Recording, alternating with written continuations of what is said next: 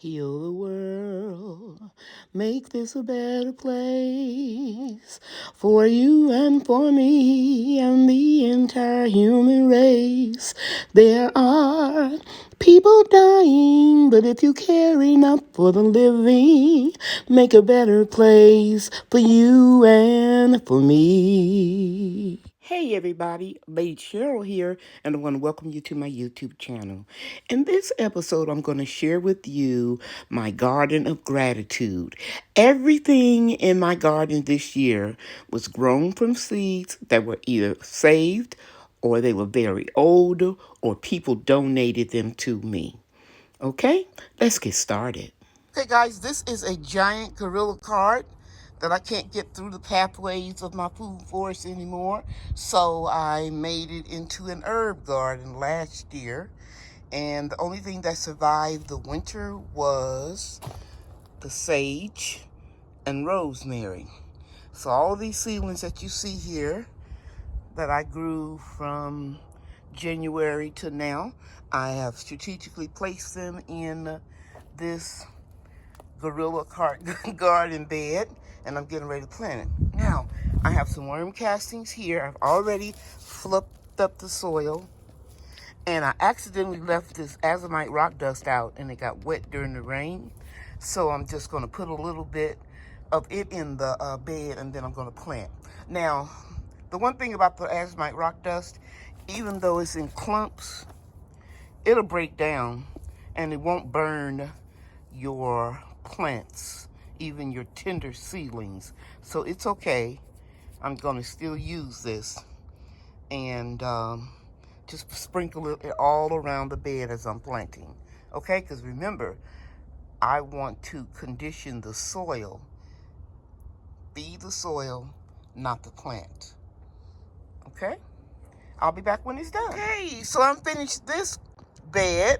I have flat leaf parsley here and here, and I have some purple basil here and over there, and then I have curly leaf parsley here and here, and I think this is Genevieve basil here and here, and then I just threw in one zinnia to bring pollinators, and this dill right here. I have another one in the greenhouse. I gotta find it. I'll probably put it about right here. That's that azomite rock dust on me. This will attract the butterflies. And I have some milkweed that I overwintered that would also bring monarchs into the yard. Okay, so now I'm gonna water this in, and then I'll move on to the next project. 20-gallon container that I had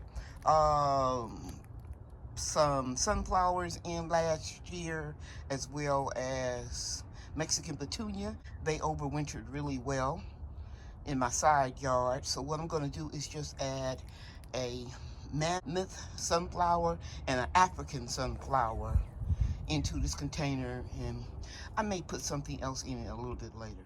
I had to do a voiceover during this portion because my neighbor started up his lawnmower, and I understand that. But I put the mammoth sunflower in. By the way, it can grow 20 feet tall. I had some to grow that tall last year, and that's where those seeds came from. And then I put in, of course, the African marigold. And I kept looking at the container. Those are not all petunias, Mexican petunias. Those are some Mexican sunflowers as well, and they were donated to me. Okay, now to water in everything. The next thing I did was to add some chamomile seedlings into my banana plants containers because it's a lot of wasted space and those roots are very shallow. So I thought I would utilize the space, and as you can see here, I'm showing you the seedlings that I grew in a little small little takeout container. So yeah, both banana plants and chamomile can take a lot of water, so I thought I would utilize the space and put them together. And of course, the chamomile will grow very tall, and the trunk of the banana plants grow very tall too, so they will complement each other. Okay, so I have the chamomile little seedlings strategically placed around both of these containers. And I saved one small little container right there to put in this bed. So I'm gonna scoop some up and put a few pinches around in here, and I'm gonna add a little bit more basil as well. To put it in 2 pieces right here and here toward the back of this gorilla cart. That way it'll get real tall and provide shade for the plants that will grow smaller. Okay guys, I'm getting ready to do some companion planting of my last 3 pepper plants. Here's 1, 2, 3, and I'm gonna put cages on them early, and I'm gonna companion plant them with society garlic here, here, here, there, as well as right there. And then I'll put the basil around it. It's supposed to make the pepper sweeter. And research taught me that it will thwart off some predator insects like aphids. I plant it every year this way, and it works out well for me. So I'm gonna go ahead on and plant them, and then I'll come back and show you, because I have a couple other things I'm gonna put in this bed. I decided that I'm going to plant some of this spinach here. I'll put a piece over here and over here, and then I'm gonna direct sow some seeds. Now, some gardeners say you shouldn't plant dill with peppers. Some gardeners say that you can, as long as they're young plants or that you plant them from seed. So I'm going to plant a little dill. This dill was given to me by Miss Debbie Epps. And also, chamomile is a good companion plant for peppers. And these seeds were donated to me by my internet daughter, Zakia. And then I told you guys a couple months ago about some milkweed that you could get free if you make a little donation to save the bees. And here are the seeds. So I'm going to plant just a few of them in here, because it's a lot of soil in this gorilla cart, and it can hold a lot of plants.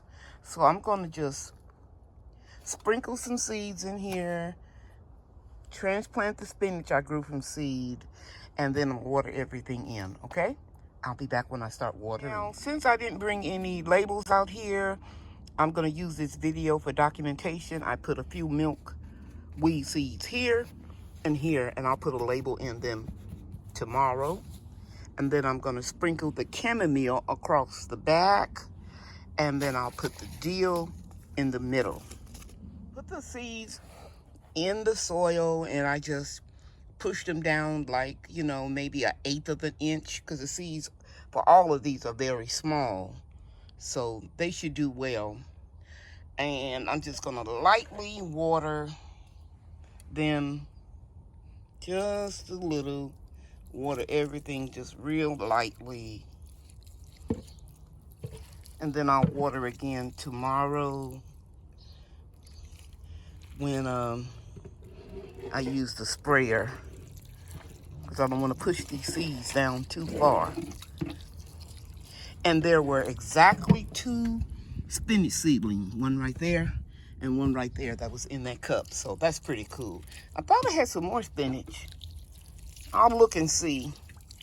And if I can find some more, I'll put them in here as well. I know that I have milkweed here, here, all through here. I have dill, and then all through here I have chamomile. So I'll bring the labels out tomorrow, but that's it for me today, because I've done a lot. I'll show you the other thing that I did. These trees smell absolutely wonderful, and they attract a lot of pests. A couple companion plants for citrus trees that I already have in my garden is marigolds. I started a lot of those seedlings, and I overwintered some petunias. So I'm going to plant 1 marigold seedling in each 5 of these citrus tree carts, as well as I'm gonna scoop up some petunias. I'll show you where they are in the greenhouse, and do my best to not disturb the roots so much, because they are a year old. And let's see if I can transplant some of those as well. Okay, as you can see, I put a marigold in every pot. Now I'm going to the greenhouse to dig up some petunias. Okay, here are some petunias that I overwintered. And I'm going to do my best to dig some of them up with the roots intact and put them in this tray right here. So I have my petunias. You can see how pretty they are. And you know what, guys? I thought it was more plants. It was only 3. But these 2 right here and here broke off. So I put them in a little red cup. You can see if you look close right there. I put them in a red cup. And I'm gonna just try to root them in water. And then I'll sprinkle some seeds another day. So I'm slowly watering these in. And let the pollinators come. But I don't want non-beneficial insects. Because the citrus trees, if you haven't smelled them, you need to. They are very pungent and they smell divine. With the theme of the plants that I overwintered in the greenhouse and now moving them outside, that begonia you see in the middle of that trellis, and the 2 hanging baskets on either side of it, those are morning glories. You probably remember Brian and Bria planting the seeds from the pods that were in the greenhouse, and they weren't even dried out. So some seeds you have to let dry out, some you don't. Morning glories is one of the seeds you can just plant over and over and over. You don't have to let them dry out, and you can just let them reseed itself. Okay, so I hope you enjoyed this video. I know I sure enjoyed bringing all these beauties out. I still have some more flowers I'm going to bring out. I'll share them with you in the next video. Thank you so much for watching. All right, bye. Say goodbye to everybody. Bye. You're not even looking at the camera. Bye. I believe the children are our future. Teach them well and let them lead the way. Show them all the beauty they possess inside. Give them a sense of pride to make it easier. Let the children's laughter